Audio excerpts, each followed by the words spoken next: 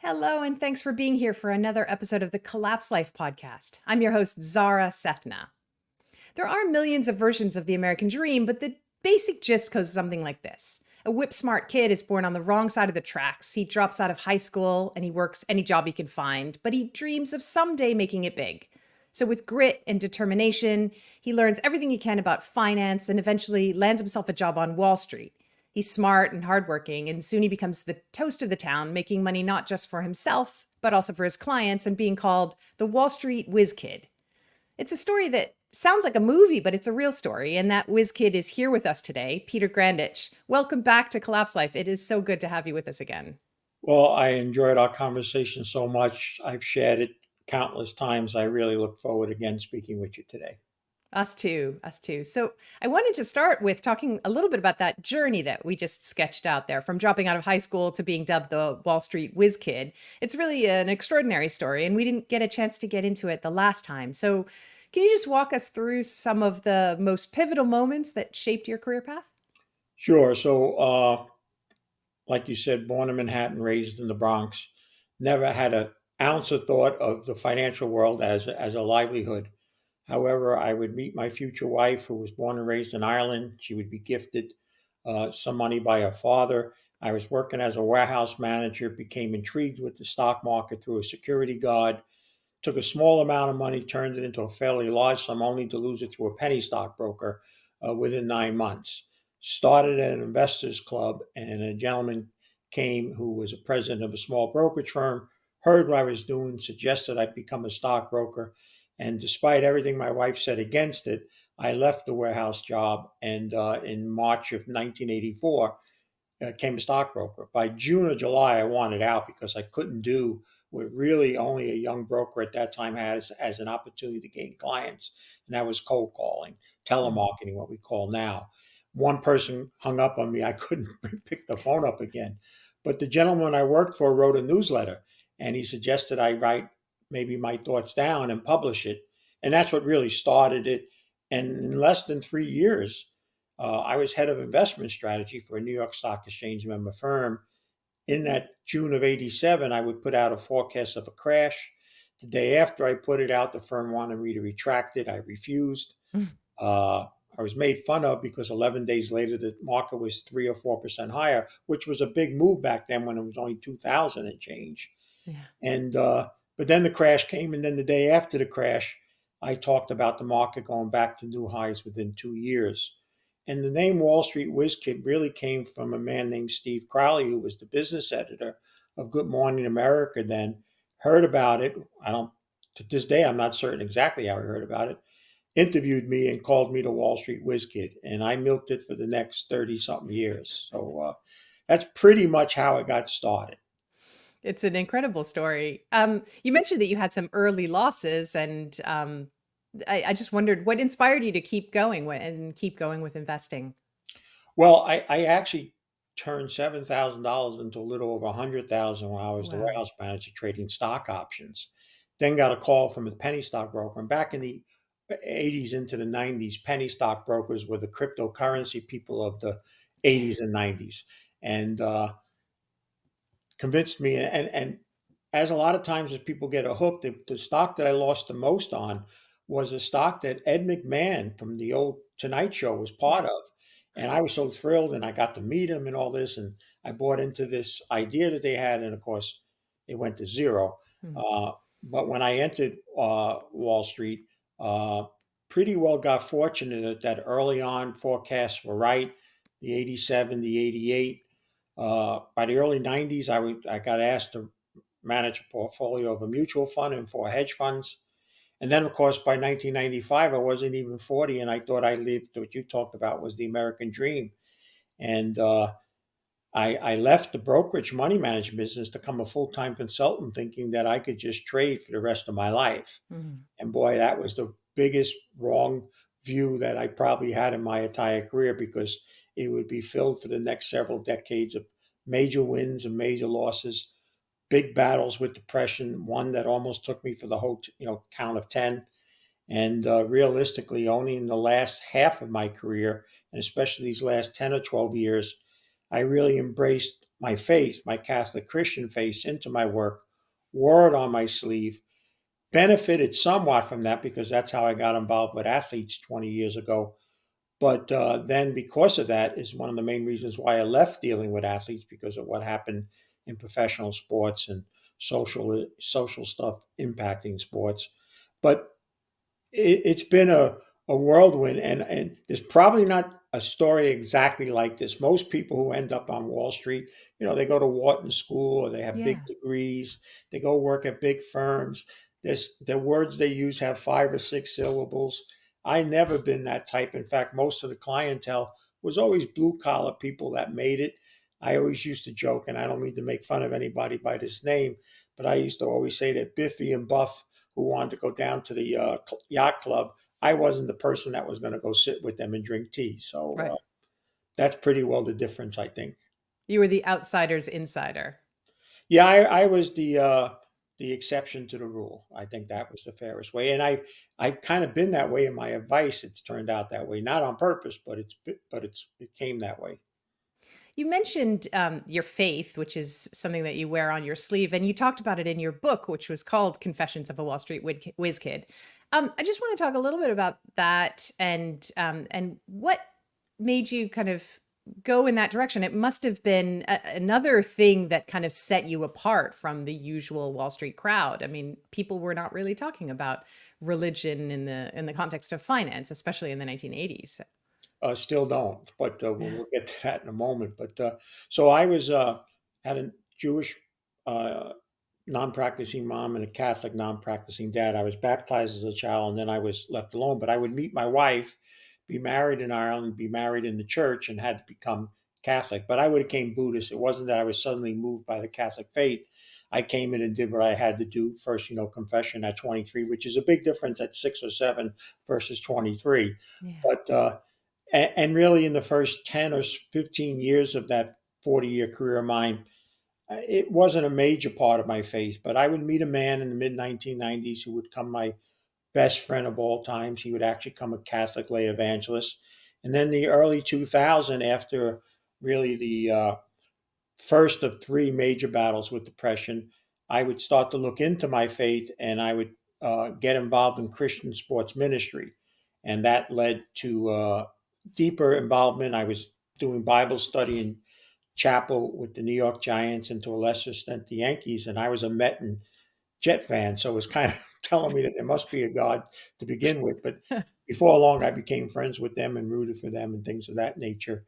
And then I would incorporate the faith into my work, because what happened was I did something that even in the Catholic faith is hard to do sometimes for people of age, and that's I went and dusted off that book called the Holy Bible, and I really read it in earnest and read it Mhm. again, and I discovered that it had a lot to do with finance. In fact, there's more talk about matters of finance and things related to money than there is even heaven or hell. Half the Mm. parables are about it. So whether or not people wanted to look at it as secular and argue that some man just made it up, or if it's the inspiration of God, or somewheres in between, nevertheless, that book lasted for a couple thousand years, while all other financial books have come and gone, and so will mine. And so I paid it heed. And the more I looked at it and the more I understood it, the more I let it become part of my business. And realistically, only 3 things happen from that. The largest single amount of people will say this, and they say it through the internet and all: he's just a charlatan. It's just an act to make money. The middle group is, I don't care what you say or do. If you can make me money, I'm happy. If not, I don't care. Sure. And then the smallest but most interested group is the group that goes, wow, it's so hard to find somebody that's willing to talk and put faith behind how to handle finances. And that's really what most of my clients end up being: a little bit from the middle, none, of course, in the first, and mostly made up of the last part. Hmm. Um, you mentioned the newsletter that you started, and that was a major milestone 40 years ago this month, right? So this is a bit of an anniversary for you. So congratulations. I just wanted to talk a little bit about that. I mean, we're in an internet age now, and it's very easy to whip a newsletter together. But in 1984, things were a bit different. So tell us a little bit about how you kind of put that together, and where did your ideas and inspiration come from in terms of what you wrote? So the gentleman actually engaged me to start in the business, had been writing a newsletter. In fact, he was probably one of the most popular gold commentators in the country at the time. Ah. And so back then, we literally typed it on a piece of paper, ran over to the printer. They printed it out. We folded some and we sent it to people. Then, of course, when I moved to the New York Stock Exchange member firm, they upgraded it to where, if you think about what it took to put out a publication then versus now. So I would have to first write it, get it grammatically correct, because one of the faults of not being a highly educated person, my grammar was terrible. So, it's still is, and somebody would review it. Then you had to bring it to the printer. If you remember, they had to typeset it. Then they had to run the print. They had to wait for it to dry, fold it, go back, stuff it in envelopes, put it in the mail, and maybe 2 to 3 days later, the bulk of the people would get that newsletter. Now you sit down in front of a computer in seconds. You're communicating the same thing to the whole world. It's a it's a totally different species. I much like it this way. I've become a I don't know if you call them Twitter nuts, but I'm certainly spending a lot of time on there. But it's a huge difference, Yeah. and information and the need for information has only been overwhelmed by how fast information comes out now, and has impacted the markets, and sometimes not in a good way, because things are blown out of proportion or they're false, and people don't have a chance to digest it and look into it and react right away. Where in the newsletter business, by the time it might have got out, whatever you might have had in the newsletter is old news already.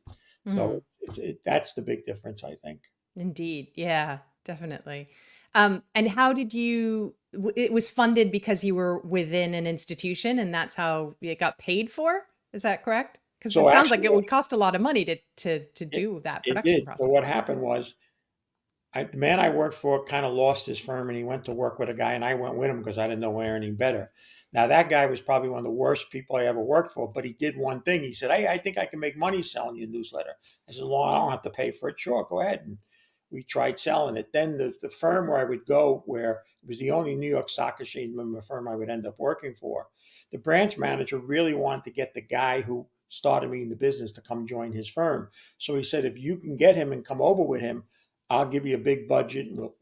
And I convinced my friend to come. And that's what really got the newsletter going. In fact, there was one time I was writing 4 newsletters at the same time, Oh wow. not just the Grandich letter, but 3 others. And then I did, back then was a big thing, having a hotline. People would dial, hear a recording and all of that. But that's all antique now. Nothing, everything is the internet. No one looks forward to receiving some commentary in the mail anymore. I don't know. I think the same principles still apply, except sometimes people get them in their email inbox. But you might get a lot of attention if you actually Yeah, no, put you're right in something. terms of that, but an email. But the old days of taking 3 or 4 days of getting it Yeah. out to people and waiting on that, most people wouldn't stand for it. If you told them that it's going to take me 3 days for you to learn of my decision or what I'm thinking now, they wouldn't accept that. Where Yeah. it was par for the course 40 years ago. Yeah. Things have changed so fast. I wanted to go back to this idea of the American dream and the idea that you can kind of pull yourself up from your bootstraps and go from warehouse manager to Wall Street whiz kid. I think your story does sort of personify. It's a great example of the promise of America, at least the promise that America used to hold for people. And I sort of wanted to ask you: do you think that dream is still alive, or is it dying in front of our eyes? I agree with the latter. I think it's dying in our eyes. In fact, I don't see the same burning desire across the board of people that age, which I was back then, late 20s, early 30s, that seemed to be across the board. Then entrepreneurship in America certainly doesn't seem to be. And if they are, there's an expectation that we start at the top and work even higher versus starting at the bottom. Or, hey, I've been working for 3 days. When do I get a raise in my vacation? Kind of an attitude where I was so thrilled and happy that there was no upfront money, there was nothing. It was all commission. And my wife was concerned about that. I was leaving a good paying job. Just so you know, for the record, I miss being a warehouse manager. I love driving one of those trucks and loading up trucks and those type of things. I always wish I can go back for a day and do something like that. But I do think that it's much more difficult now. And, is not as much openness. People are being pigeon-toed now. If you're a certain view or a certain maybe color of skin or what have you, you're much more handicapped now than I think you were 30 or 40 years ago. And there's been an opposite effect of trying to balance some inequalities, and it's been overdone the other way, where I think more people suffer from control and versus freedom than 30 or 40 years ago. Yeah. Yeah. The effort to try and make things better has actually made it harder for everybody, I think. Um, you recently sounded an alarm. You say in your 40-year career that we're looking at something worse than you've ever seen before in terms of what's ahead for us as Americans. And you talked about 5 factors that are kind of playing into that. So I wanted to take those one by one. But first of all, just tell us a little bit about what's in that dire warning. What do you see coming? So if it was a matter of trying to increase business, it was the worst decision I ever made, because what we're about to talk about, most people don't want to hear. And even those that want to hear it will kind of agree with you, and they'll say something like, "Well, I agree with you, Pete, but I really hope you're wrong, because boy, Yeah. it's really going to be bad." But nevertheless, um, came to the conclusion. It was just January 1st. It started with a podcast. It's been followed up with some writings, and basically the belief that America has entered its worst ever social, political, and economic era. And sometime within 3 to 5 years. Now, it could be earlier or it could be somewhat later than that. But I think most people who will be viewing this will still be alive when that situation is front and center, and most people see it for what it is. And that is the fact that there are 5 key factors. There are others, but the 5 most important ones to have this such negative view, first and foremost, remains an incredible amount of just insanity of borrowing and people getting indebted. First, as a nation, which now, you have to, if I may take a step back, when I entered the business, there wasn't even $1 trillion in national debt. Now there's 34. It took 37 years to get to the first 10 trillion, and this administration in 10 quarters added another 10 trillion in just 2.5 years. Hmm. We're now at a point where even the Congressional Budget Office, which many will argue, and I'll support it, that there's still some bipartisanship left, what's ever left of bipartisanship in Washington, has now raised their unfortunately prediction that we're going to have up to $54 trillion in debt in less than 10 years. Now, what's important about that is this: last year in the fiscal year, we took in 5,300,000,000,000 as a government. That's what income was. Mostly from taxes, some investments, student loans, which most people don't even realize is the single largest asset on our books. And think about if in 10 years, maybe that goes up to 6 trillion. I don't know what the growth rate may be, but it's certainly not going to be at the rate of how the debt is growing. So let's just say, for argument's sake, we are at 6 trillion and we're at 54 trillion. And there's only a 5% interest on this debt that we got to keep paying. We're going to have a debt of an interest payments of $2.5 trillion, Mhm. or almost half of all our country's income. We will not be able to operate in the way people have come accustomed to or expect the government. And remember, that doesn't include still expectations to be paid of Medicaid, Medicare, and Social Security, which is unfunded as well and has to be borrowed. This is outstanding debt. This is debt that out there that has to be paid.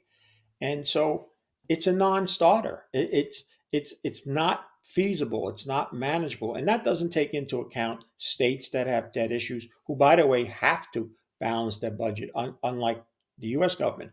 People are shocked when you remind them that the last time this government had a balanced budget, Clinton was president. Oh, wow. It's just amazing. Anyway, so that's the first and overriding, and there's consumer debt within that, just debt itself. And by the way, debt in scripture doesn't have a positive verse. So whether you believe that book was fictional and some people just put together some great stories, or it's inspiration from God, whoever put it together was right on about that, because there's more negative about debt than any other financial means that you could have. The second is a combination of a retirement crisis and an aging crisis. 65% of Americans now are basically working paycheck to paycheck. They are not going to, unfortunately, live those beautiful financial service firm dreams of, come to us, retire, and you play golf or swim or play with the grandkids and live out the rest of your life that way. And of course, they'll be working into a much higher age. And of course, will eventually call upon the government to help them more because it's going to be that much more challenging. But there's an aging crisis coming, and I'm not just talking about people aging and struggling. I'm talking a battle of the ages. Because as it becomes more strainful, as these costs rise and governments become more indebted, they're going to only be able to get more money by either taxing more or cutting services. That's all the government can do.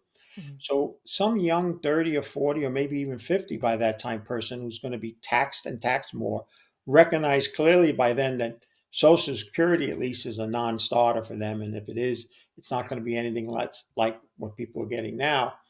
And they're going to watch people and maybe in their 80s or even 90s asking for medical care that could cost a substantial lot of money to sustain their life Mhm. while they can't even put food on the table. And the difference is going to be as much as that older person is going to feel that they deserve to have it because they contributed to when they were younger, as the boomers now age and peak and become less, the younger people will get more of the money that's out there, what's ever left. And politicians go where the money is. By Mhm. fool you. You want power in politics, you need money. If you don't have it, sorry, you want to believe some dream of that. So there's going to be a battle of the ages on top of that retirement crisis. Mhm. The third, which was three in January, but looks like it's battling number one now, unfortunately, and I called it an immigration invasion. But I'm not talking an invasion with knives and forks and guns, but an economic invasion. Mhm. Now, there's certainly too many people coming in that are going to be trouble from criminal, trouble potentially for terrorism and so forth. But still, the lion's share of people that are coming are just very poor people who have left an area, trust me, that none of us would want to live in or at. That country was glad to see him go, maybe even drove him to the border, uh, but are basically coming with their shirts on their backs. Yeah. And so they're only a liability. And they're being given things, and that's up for society to decide whether it's appropriate or not. That equal to us, it would be nirvana compared to where they were. So not only are they going to stay and try to get as much as they can, but if I was them, I'd be calling all my family and friends wherever I left from and said, "You need to get here too."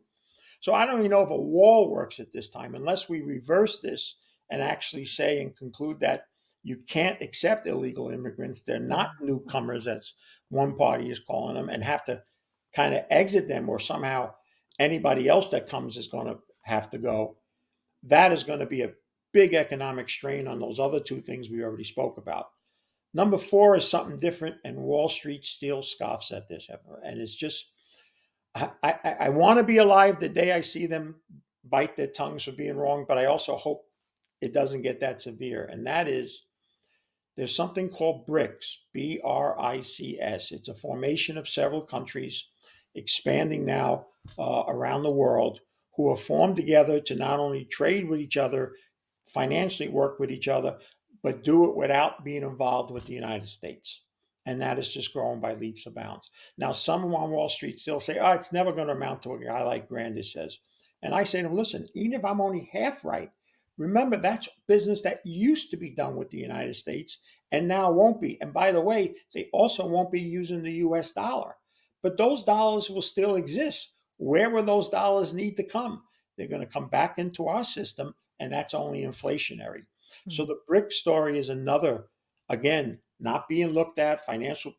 Some financial people, I think, understand it. I don't think most advisors have a real understanding of it, but they have no idea what it's leading to. And then the fifth one, which you would hope could fix one or all four of them, is probably the most broken, and that's Mhm. political paralysis. We now have a government, basically a two-party government, that literally wants nothing to do with each other. They are not willing to almost in any way go in a room, roll up their sleeves, take a little bit of a hit, and do something that's right for the country. But what's even worse now, they each have growing factions in their own parties who are differing from whatever the center of that each party is. And those are the people, when all or part of these things that you and I just spoke about come to bear, you're going to hope we're going to be able to go and kind of fix it. They Hmm. haven't fixed it. In fact, they're part of the reasons it's gotten worse and worse.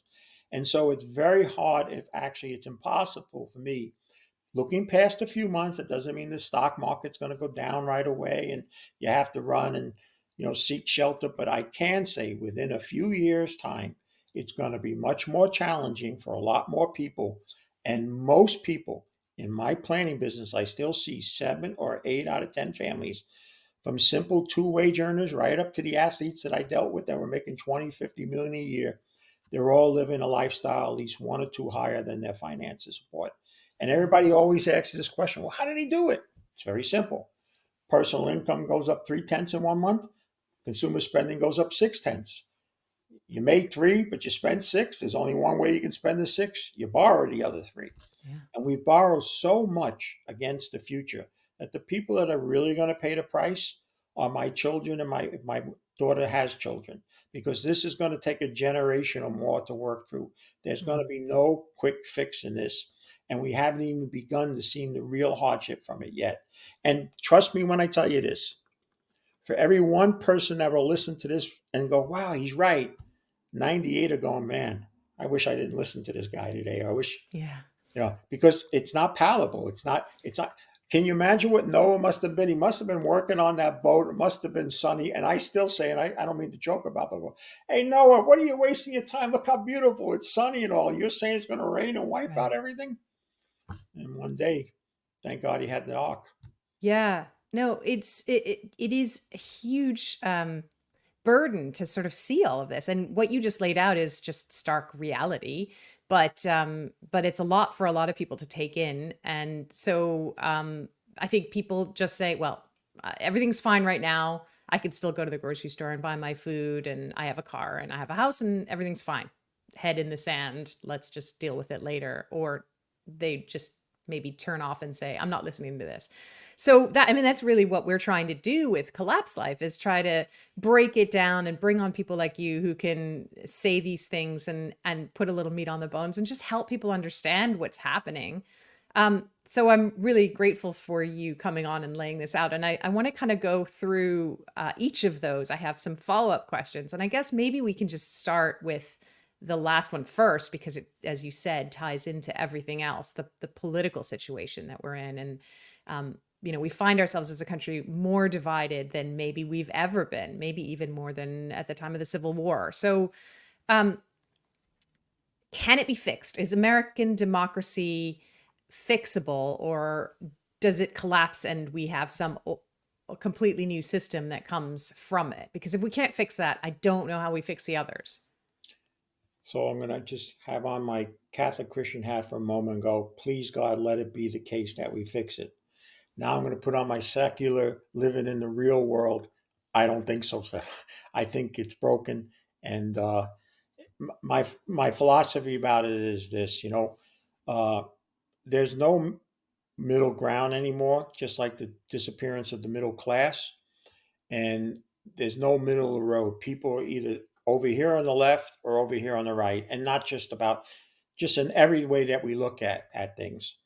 And the problem is that means that come November, when this election happens, if the same two people who look like they're the candidates now are even still the candidates, one or both, Yeah. uh, half the country is going to be really, really upset on who Yeah. won. If for some reason the guy that's currently in still manages to stay, which my personal opinion is he's not going to be able to. So there's going to be something changing between now and the election.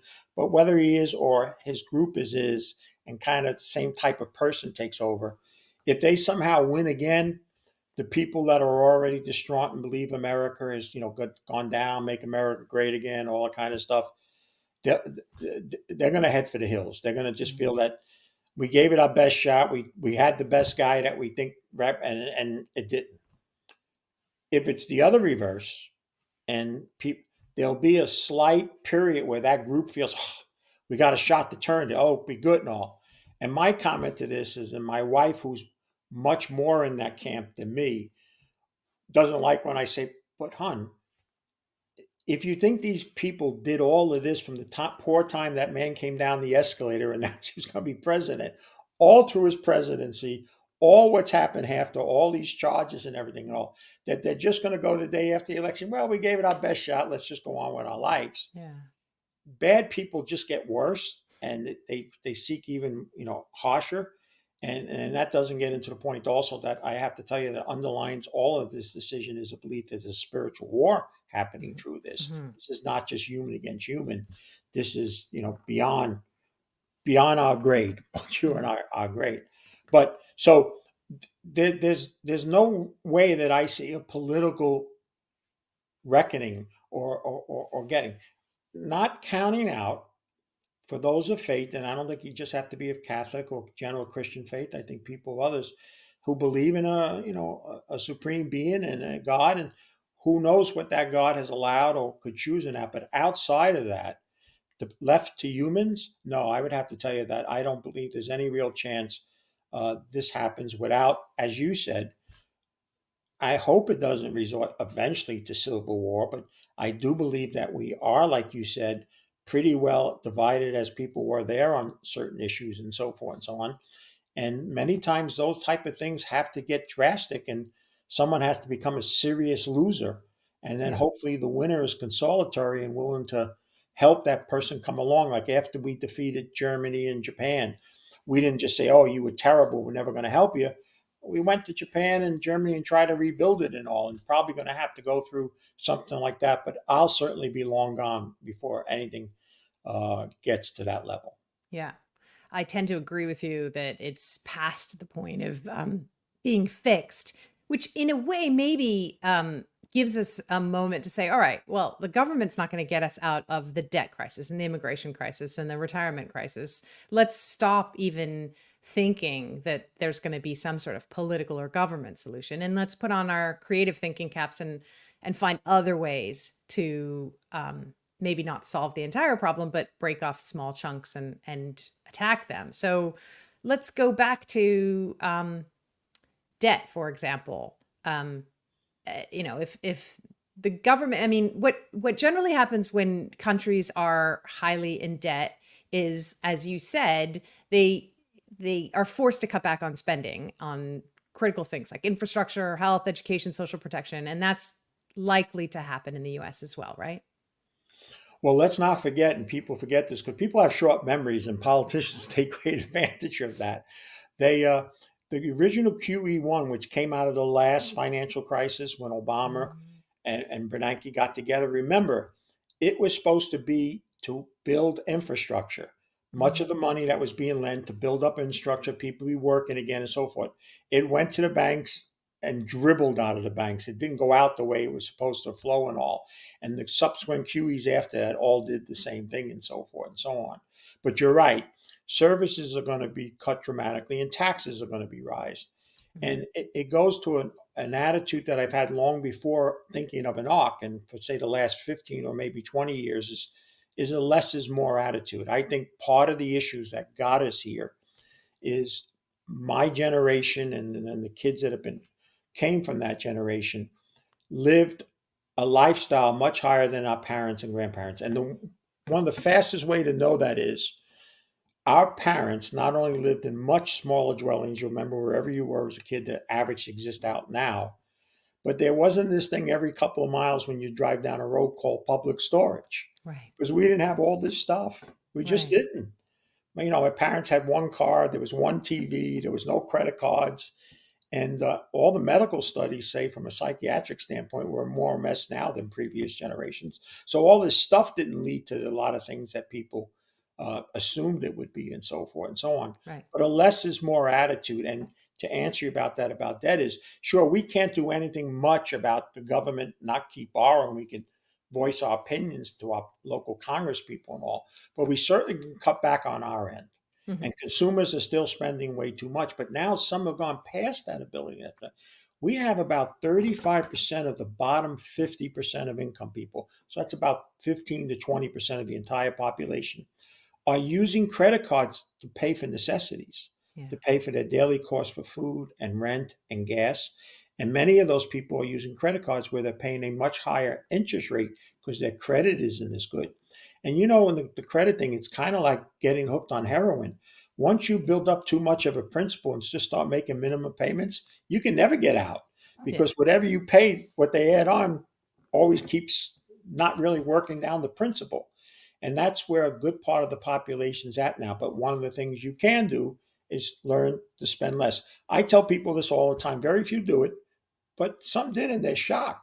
I said, you know what? For 30 to 90 days, just write down at the end of the day whatever you spent money on, whatever it was, just write it down and have your spouse do it, but don't share with each other. You do it, you do it. You have your children, have them do it.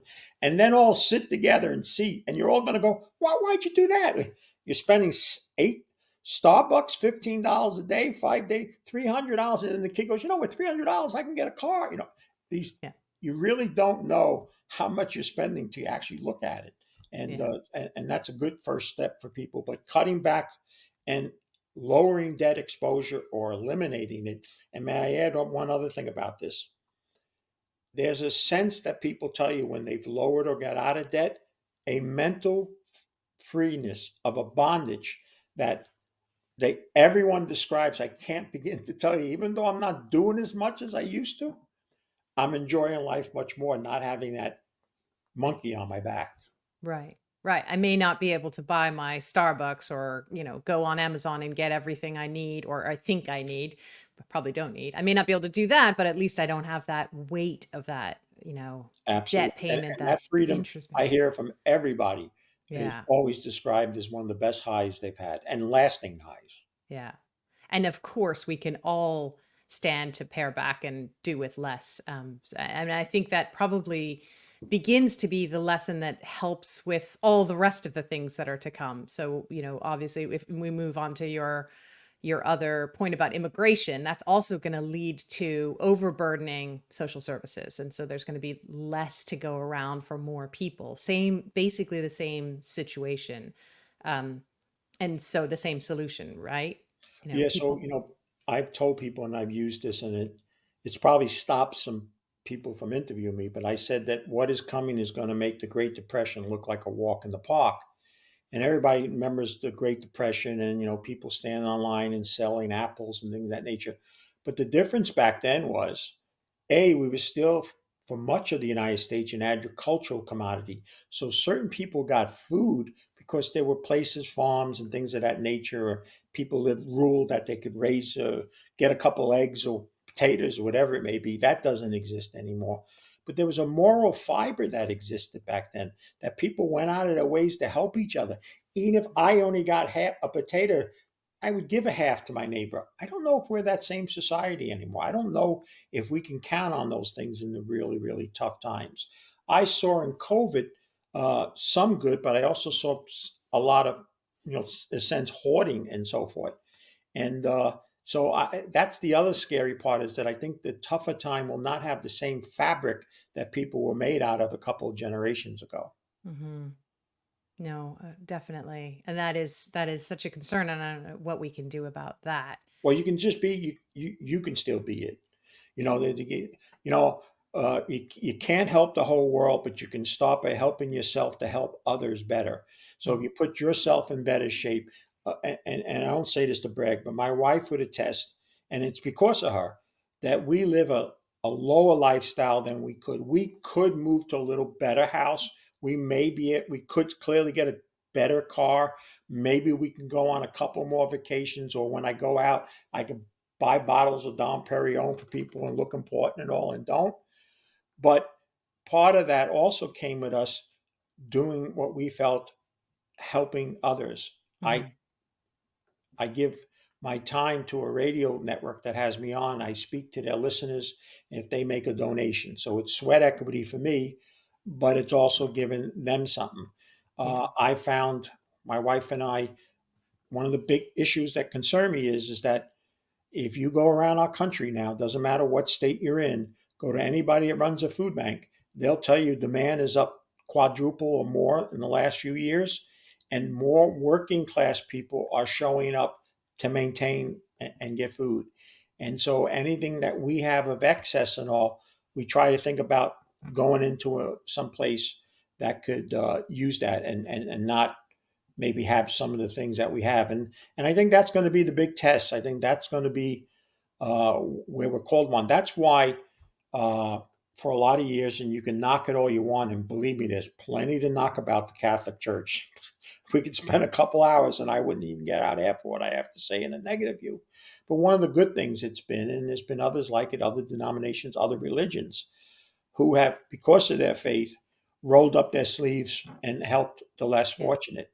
The problem now in America is this: we used to, in a sense, almost run a parade for those people and clap as they went by that did good deeds, service people, and that. Now we demean them. About Yeah. 10 to 15% of Americans have always, some had to be in the wagon. They just got unfortunate things happen, disability, illnesses, what have you. And the rest of us pulled the wagon. And it used to be a government that said, hey, thank you very much for helping them. Any way we can help you, be great.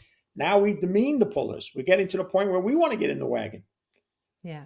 Like it's not a joke anymore. I've had about 4 or 5 people say this to me on their own, not knowing that I say it myself. My joke was, you want a retirement plan? Go into Mexico, rip up your clothes, come in, seek asylum, and you'll have your retirement plan. People are saying that because they're seeing, and Yeah. once people feel that it's being taken from them unfairly, that's the problem we're going to have. Now, we didn't talk about it, and I don't like to talk about it, but one of the issues that can come from all of this, and the immigration is the single biggest part, is civil unrest. That Mm. there's clearly there are more people willing to be lawlessness than certainly when we were younger and all. I mean, when we were young kids, if we saw a police officer, we crossed the street even if we didn't do anything wrong. Now I Yeah. know, and one in particular that I know, his daughter works for the PBA in New York, and they're counting the minutes till they retire because they feel they're the prisoners now. And so the lawlessness and crime and safety feeling is another issue that we should put in as part of. It's not in the top 5, but it is an issue that I think also and can lead to people taking it on their own, Yeah. and that would be very poor, especially when we start totally disrespecting law officers.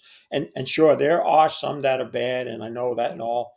But let's not forget, just a few years ago, there was a certain party that said, get rid of all of them. They're all bad and all of that. Hmm. Just like COVID is all this. And that kind of died out. And so did this thing about the police and all. Now we're seeing in those places that took those actions how much worse crime is. So Yeah. hopefully that won't happen again. Yeah.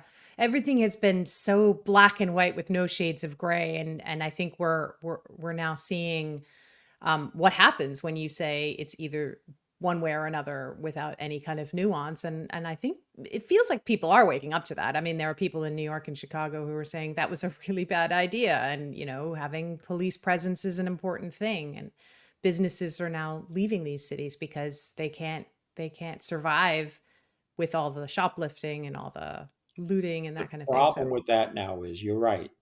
But just as that was cresting, the immigration part hit those cities. hmm, Remember, just a few years ago, we were watching it on TV soon, when Biden took over, and we felt bad for Texas. Oh, look at that poor town. It's being overrun by immigrants and all. Wasn't impacting us at all. hmm, Then that governor, which ended up being a very smart move, and I think Arizona, I don't think Gavin Newsom did it, but they started putting on buses and sending these people to cities. So then it impacted the city, but not to the point yet where everybody was. But now that so many came, that they had to stop doing things for other citizens and instead give it and appear to give it all to this group, that is setting up, you know, yeah, this is what you don't want to hear because it happened in the 30s in Germany. It's those people's fault. You're suffering because of those people. And boy, you don't want to get it to that. I hope we never see anything to that extent. But I think we may see a little bit of test of that come this summer if the immigration thing isn't paused, if people just keep flowing over. And we hmm, haven't even talked, and please, God, let this be the one thing that's clearly we're wrong about. God forbid there's a certain terrorist type of attack or serious loss of life again, and it's apparent that it came through someone that came through and so forth and so on, yeah, then everybody's going to be suspected when you look at it. And unfortunately, There's going to be certain people of certain skin colors and all because they supposedly fit that makeup. And that just be a terrible way to live. That's where when you say to yourself, like, Pete, do you hope you're wrong? For some things, that would be probably the biggest thing I hope to be wrong on. Yeah. Yeah. I wanted to talk a little bit again about the BRICS nations, this alliance that's being set up kind of to take the place of the hegemony that America once had. And I wanted to ask you a little bit. So there's the BRICS nations are setting up alternative structures, governance structures, infrastructure, payment systems, telecommunication systems. Will the U.S. be able to play in those playgrounds? Will there be a role for the U.S. as the pole sort of shifts towards the BRICS? The BRICS are purposely formed not to have the United States involved. So, and that's why I don't think people are recognizing how serious of a matter it is. And let's remember that they started forming several years ago. Yeah, it was something happening, but even I wasn't that worried about it. But then two things happened. Two things I think that really set it off. One was how we left Afghanistan. Yeah. People saw how we treated our so-called allies, like we just went, see ya, and every man, every country for themselves, and so forth. That was pretty bad. But what Yeah. we did when the Russia invaded Ukraine, of weaponizing our financial system against them, Mm. those people or any country had to ask themselves, what's to stop them from doing that to us? Why Yeah. do we want to be part of the dollar or the banking and they can just turn around and do that to us and all? We should really look of a way to be ourselves. And that really accelerated uh, this mechanism that now is really taking off. I mean, Yeah. there's 30 to 40 countries that want to be a part of it is. And what people have to understand is at the very least, we're going to see the world have corners of trading, allies, and so forth and so on. And I've told people, and I've used this, and I believe it's true. The brick movement in 3 to 5 years, and maybe it's 6 or 7, will be as important or influencing to how world trade happens than what the Industrial Revolution did to, Mm. to really make trade worldwide. And the United States is going to be outside looking in. They will Yeah. not be part of this. They certainly are targeted not to be part of it. I don't know after so much that they go on their hands and knees and say, "Hey, listen, sorry I was a bully. Can I now Yeah. play in your sandbox with you?" That may come. I don't know at that point in time. I would think by that time we were not the number one country in the world, and that would be the main reason that we would do that, or some of the things we spoke about happens. But let's understand this: whatever they do used to be done with us. So Exactly. it's a net negative no matter how you look at it. And Right. then the other factor in that is since the US dollar, although it's been dwindling, as still the world reserve currency, but if they get to the point where they at least have an alternative or just don't use, just trade among their currencies, they never get one currency for all those dollars that they used to use are still in existence, but they need a place to go. They're going to come back here. But when you have too many dollars with too less items, that's inflationary. One of the reasons why, just so you know, I don't think he'll ever say it because, first of all, most people wouldn't understand it if he said it. But I think it's one of the reasons why we're not going to see a Fed ever loosen to the level that it once did or go back to zero interest rates because they recognize the changes that are happening and that there's going to be a problem for the dollar 3, 5, 10 years from now. And at least they're looking out that way and trying to hopefully lessen the cushion or the impact that it will have. Um, we're See, even getting you don't want to talk anymore. See, and you believe what I believe. Can you imagine somebody that doesn't believe this or doesn't want to hear this? no, it's maddening, and it's as you lay it all out, it's so clear. All of these things are they feel inevitable, and your advice is it's taken to heart. Less is more, and do what you can at the personal level. But as you see it all happening, as it plays out exactly as you are kind of calling it, play by play, it is it's just difficult. It's difficult to kind of watch it happen and feel like there's nothing that can be done. It's just barreling ahead. I say to myself, Noah had to be sitting there because listen, it doesn't really say how long he took to build it, but he didn't build it in a day. Yeah. He must have at night when he heard them partying and laughing and going, man, they don't, are you sure? Because look at them, and some days I'm that way, especially like, Yeah. somebody will go, oh, I just talked to my, such and such, and I won't name the companies, and he says this, that, and the other. And let me leave, if we run out of time, let me leave you with this. And this will really turn off most financial people, but I believe it's absolutely true. I believe the vast majority of financial advisors could be tossed off the top of the Empire State Building and all the way down, they'll all say the same thing. Hey, so far, so good. It's only when they hit the ground they're going to react. And that's the same thing that happens in the financial world. Right now, most of these people are only focused on or even only allowed to focus on whatever could be still argued that there's positives. Because let's face facts, there are positives. If this was all completely apparent now, we would not be seeing or having this discussion. But even if they feel that they want to, and that goes back to what happened to me, and I think this is important if you let me tell the story. So when I made this forecast for this crash, it went out to the 7 offices that existed. And the next day I got called up by the chairman of the firm. And he brought in the president and he said, Peter, you got to retract this or resign. I said, why? So let me explain something to you. Because I had said sell everything. He says, 90% of our clients are not going to sell everything. They're just not. They're going to have favorite stocks. And there wasn't many things different. You had some people had options, there were bonds. It wasn't all the various products that exist now. And if you're wrong, which we think you're going to be, you'll be the laughing stock. They couldn't care less what you say in the future because if they would have listened to you, they would have missed out on the future game. Mm. Let's look at those people if you're right and this hardship that you're talking about. They're going to be hurt so bad, they're not going to be in any position to take advantage of you when you say it's a good time. So now let's look at the 10% that do listen to you. I bet you, and I can hear them saying it to this day, I bet you half of them will be too afraid to go in, even though you got them out, because things are going to be so dire as you see it. So, Peter, the reality is only 5% of our clients can benefit from your advice. And you want to know something? From a pure sales point, he was absolutely right. That Hmm. was absolutely correct because that's what basically had transpired. Most didn't, even most of my clients. And the few that did that next day, Peter, you crazy to die? They're Yeah. talking about. And so it's my belief that there's, as you know, I call it the don't worry, be happy crowd on Wall Street. It is highly biased in that regard. It's had benefits for that because we had money creation. That's one of the reasons we have these problems. We had a bond market rally for 40 years. We had a stock market basically rally for 40 years, interrupted by a couple minor quakes. We are talking about the quake to come. And that's what a generation has grown up on. And that's how they think everything will always be. Gave this talk that we just and I just had to a bunch of young financial advisors. I don't think any of them was over 40. And I could hear them at the end, man, is he I heard one guy say, he really needs to retire, that guy. He's Oh, he's he's gone over the edge.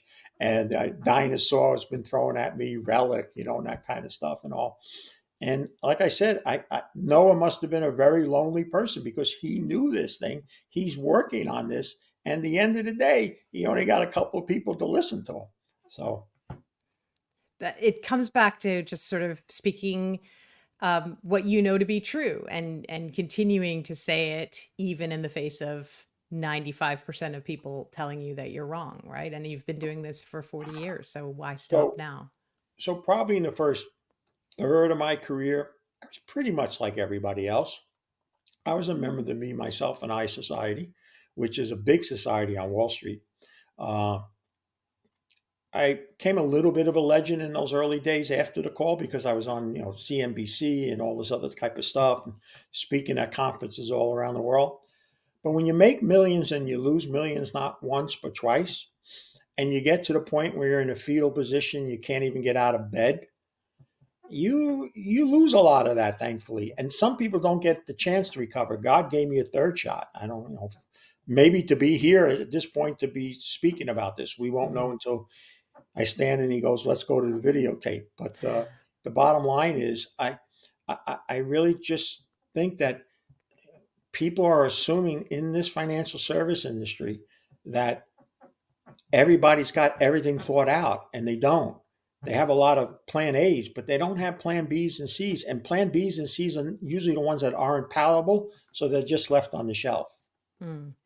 It's the hard stuff. It's the stuff that people don't want to hear. So if you're not going to get people to come and pay you to give them advice that they don't want to hear. So it's short-term gain, long-term pain, really. My wife says to me sometimes when we're going out with people, especially in my 55 and over community, honey, please, if they bring up the markets, just say you're not really looking at them. Don't go through the whole thing, because at the end they all want to pull out their hair, what's left of it, and they're grabbing their medicines and all because their hearts are pounding and all. So I understand that. Yeah. Well, Peter, I am so grateful that you came and shared this again with us. And what are the last kind of messages or insights that you'd like to leave our viewers with after your 40 years of hard work? Well, I think they have to be open to people like yourself. Everybody turns on like one network or listens to one person who rings bells and jumps up and all. And I think we have to be open. Most people, this is a very important point I learned after 40 years. When I spoke at conferences, most people didn't come to learn at those conferences. They came to get confirmation from someone of what they already believed. And if you happen to be on the other side of most of those people, because there were periods when I was on the other side of the regular team, they didn't go, "Oh, I'm glad I heard you." They wanted to get a tomato and throw it at you because you basically ruined their day. I Hmm. think you have to be open to what we just discussed and at least say to yourself, just in case this lady and this guy is right, what would happen based on where I'm heading now? And should I at least maybe have a plan B or try to maybe look more or into what they're saying, how much reality is into it? And it takes some homework. And that's one other thing that's happened in society. Everything is quick. Everything is we want now. And we want to lose weight now. If you give me something, you want to cook something, throw it in the microwave. I don't want to stand over an oven for 3 hours cooking something, so forth and so on.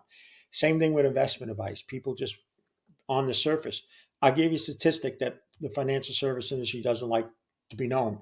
Nobel laureates, independent Nobel laureates, not hired by financial service firms, did many studies, and they found out that 80% of stock fund managers and 85% of bond fund managers underperform an index fund. Hmm. So only a small percentage actually outperform if you simply put your money in an index fund and not have somebody that was supposed to be in all. Now, I got to say this, if you and I were facing a medical or a legal issue, and 8 out of 10 of those folks weren't very good, we worked damn hard to find the 10 or 20% that were. But Yeah. most people don't. They hear, they watch a commercial, they get into something. And while everything is going, it looks good. But when things start to separate, that's where the real test is going to come. And Yeah. I'll just say to people, the best advice is have a plan B. When I dealt with the Giants and all, and I was there when they had their game plans, they already had what they were going to switch before halftime if certain things didn't happen early on. But people's financial plans aren't done that way. They're one way, and it's our way or the highway, and that's where you usually get into trouble. Yeah. Yeah. I mean, take what you can from what you just heard, I suppose, and maybe it's wrong. And God, I hope you are wrong, Peter, in many ways, but I don't Everybody think does, you including are. my wife. You won't offend me at all. I can't tell you that that's basically what people end up saying. My best of friends, my partner for 25 years, he says, Pete, they such and such left and all, do you really, like, they were asking me, does he really mean this? Does he really, mean this and all? And he goes, but you know what? I always tell him, Mark Twain said, if you always tell the truth, you don't have to remember what you said. And that's the Exactly. kind of life I've lived at least a third, if not half of my 40-year career. Well, that's great. Remind people how they can find you if they have heard what you said and want to learn more. Well, for all two of them, they can come to petergrandich.com. There's a website there. It explains everything we do. There's a blog. I spent a lot of time on Twitter, more about the day to day stuff, not so much of what we just spoke about. And then I have a YouTube channel where, of course, this will get front and center because I have a feeling just on what we've shared, it's as good, if not better, than the first one we did. I put up interviews like this, and I also interview some select people I think that my clients and friends are worth hearing, and it's on YouTube. And you can find all those things through a Google search and all. That's wonderful. Well, Peter, thank you so much for coming back and sharing your knowledge. And I hope that you will come back again, and we'll have this deeper discussion next time. It was truly my pleasure, and I really consider it a blessing. God bless you. Same. It's a blessing to know you and to have access to your insights and experience. So thank you so much. Well, folks, we hope that you appreciated all that Peter had to share as much as we do. And if you did, please like and subscribe to this channel and pass along the word so that we can reach more people like you. And if you're not already subscribed to our newsletter, please check us out at collapselife.substack.com. And we're also on Twitter at collapse_life. So come and find us there too. We are so grateful to have the opportunity to bring voices like Peter's to you each week here on the Collapse Life podcast. We've dubbed this the Thinking Person's Guide to Civilization and Demise, and we aim to bring you news and perspectives and insights that will help you make sense of a rapidly changing world. We'll be back next week with another great guest, and we hope you'll make time to join us then.